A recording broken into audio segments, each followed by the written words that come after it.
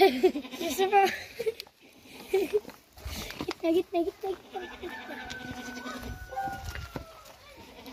Bak Yusuf. Gel. Dur götüreyim bu. Götüreyim baba. Baba götüreyim. Arkadaşlar yeni doğmuş kuzu seviyoruz.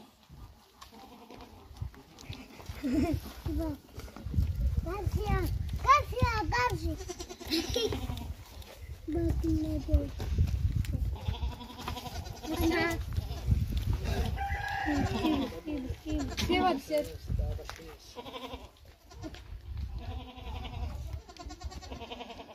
Hadi şarkı söyle.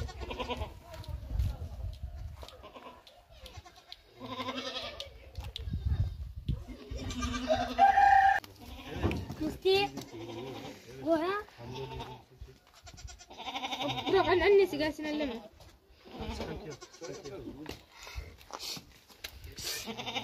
Elleme gelsin. Ne olacak diyorum ben bu şekilde gidersem. Kimin ismi?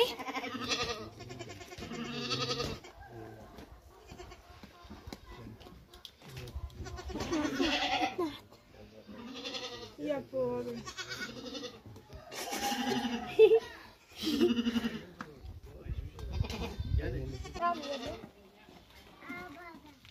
Yedirir. Yusuf. O davara yedi. Gel. Kilit.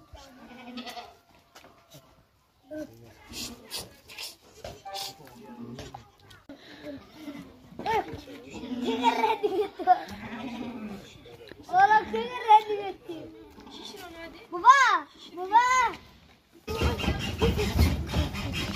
Geliyor.